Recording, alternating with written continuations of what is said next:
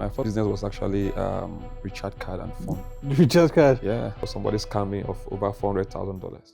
Welcome to a new episode of Keep Bombing. I'm your host, Wala Ugo. Today we've got an incredible guest, Tunde Wear It All. From selling recharge cards to building a luxury empire in fashion and real estate. Tunde's journey is truly inspiring. Get ready for a real, raw, and relatable conversation. Let's dive in.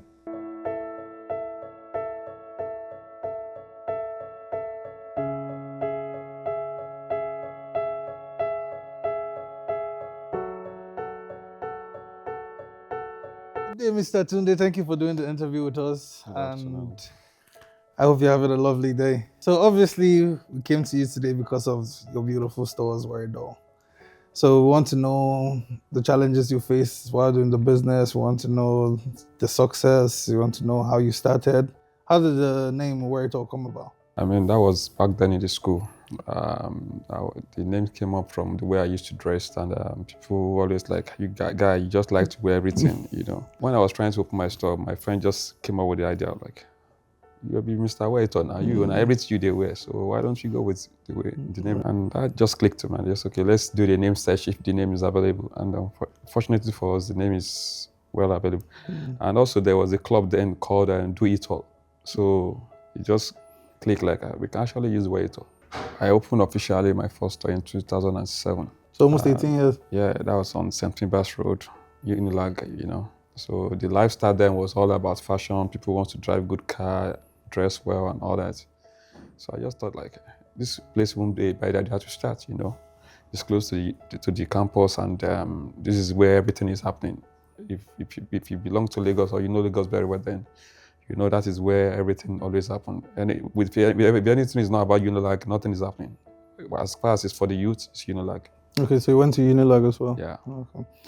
So was this your first business while in uni, or you did not something really else? my first business. My first business was actually recharge card and phone. Recharge card? Yeah. You know when the whole Obasanjo thing came up with phone, they introduced Airtel and all the, not even Airtel then, was it Zen or something like that then, yeah? When they came with the telecom into the country, you know.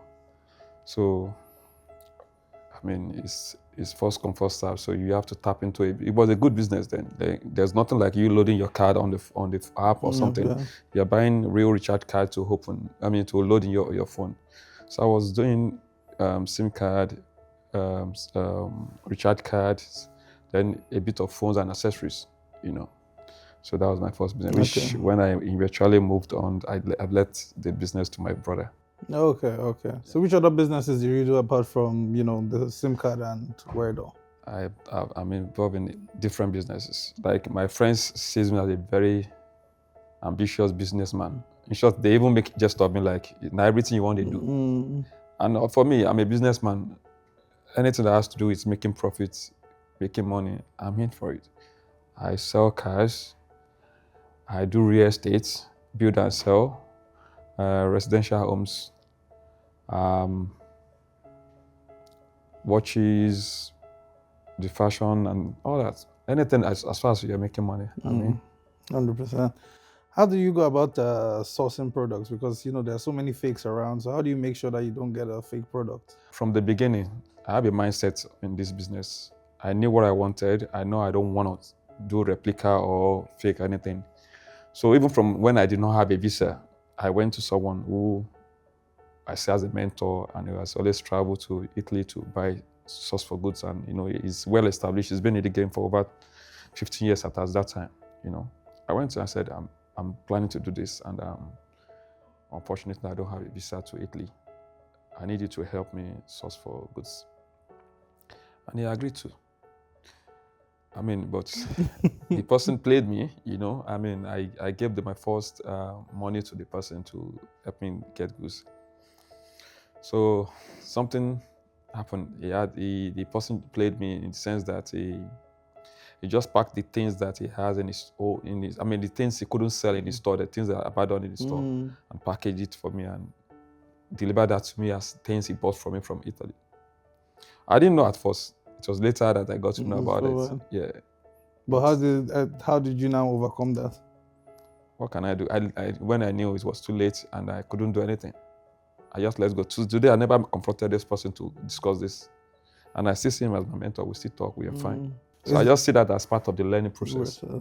It's part of the dues you pay. What would you say has been your greatest challenge doing the business? I think one of my biggest challenge was opening another branch in another city. Yeah. I'm not the type that likes to travel interstate, like fly up and down. My mind always, when I'm in Nigeria, the only place I want to be is Lagos. So it was very challenging. This Abuja branch should have come into place years back. At the point, I just I don't know if this is for me. I don't know how to travel around. When I come to Abuja, I don't even stay more than 1 night or 2 nights at most. I will leave. So for someone that does not like traveling up and down like that within Nigeria, I travel abroad, yeah. But for some reason, I find it very lazy, uneasy to travel within the states. I can count the number of states I've been to in Nigeria. I have not been to more than 4 states in the whole entire Nigeria. And not that because I don't have things, people inviting me for places, but just because I don't like traveling. Yeah, I don't like traveling. And what would you say is your greatest success while doing this business? Would you say the networking? Would you say what was the biggest pro that you've, You know, one thing I found out, that motivates me into this is the fact that you can meet different kind of people from different parts of the world, different part of the industry, and you'll be surprised that this business can bring you closer to people that you never expect that you have to relate with or do things with. I have a client that whenever he's traveling, he will want me around him, and I do all this shopping for him. He will fly me to anywhere he is and ask me to just come and just for me to take care of his shopping. Those are things like people that entrust you with their things, with their money and all that. Again, one of my biggest failure in the business will be when there was 4 years ago, I had ankle surgery, so I could not travel, and I was home. After I had my surgery, I was home for about 5 months. So I have people demanding for watches like I post. But guess what? Somebody scammed me of over $400,000. How? The person is someone I know, right? It's someone I won't say he's a friend, but of course we know each other very well. And he was staying in Dubai. So he told me that he has a friend in America that the person is get a lot of good deals in watches, And knowing well that, I actually sourced watches from America too, I believed him because I actually believed him. So the person actually planned this scam very well, well enough that you will not be, everybody thought, fell for it. No, I'm not the only one who fell for it. There are a lot of people.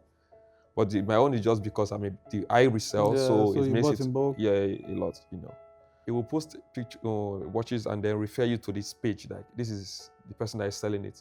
So he didn't act like he's the one selling it. So meanwhile, he is the one also running that page.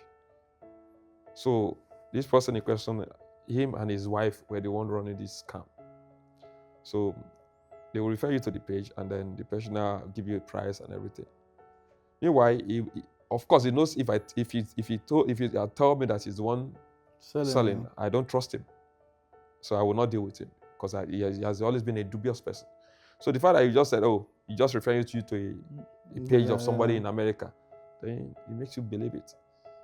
So, meanwhile, I was one running the page, so I lost over 400,000 of people's money, and I had to pay back everybody. Yeah. The case is still in EFCC, and we are hoping to recover the money someday. Okay, so between Abuja and Lagos, which is your best city? I know Lagos is your comfort zone, but would you say that the business here in Abuja is also good?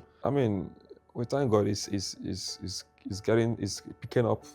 Gradually, and it's getting there. But of course, Lagos is my home, so the crowd. Everybody knows the crowd in Lagos is more than Abuja for every business, not just for the fashion or anything. For every business, there will always be more people in Lagos to patronize any business than in Abuja. Abuja is just coming up with fashion and all that, What Abuja is known for is totally different, for example, Abuja people wear more of kaftan. Yeah, 100%. Unlike Lagos, that they dress more casual and all that, style in Lagos. And there are some also style that you cannot even sell in Abuja, So the market is different, but we thank God.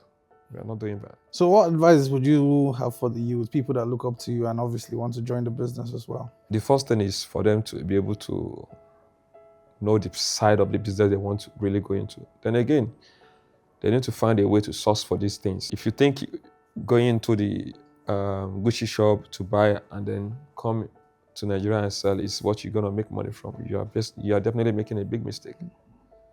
Because everybody can walk into Gucci store. Everybody can buy from there. Everybody can buy online. So how do you make profits when they already know the prices that everything is? So it limits your profit margin, you know.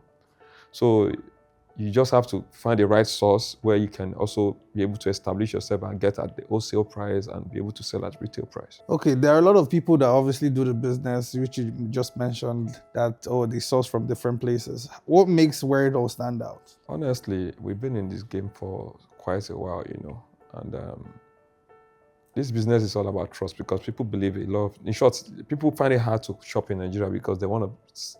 There's a stigma that they place on Nigerian business, like they sell fake, they sell replica, you know. Well, we've been able to build the trust in years, and people have already know that this is what we stand for. We don't do replica, we don't do fake things, we don't do low quality. We do 100% direct from the right brand and from the brands. We source from the brand directly, you know.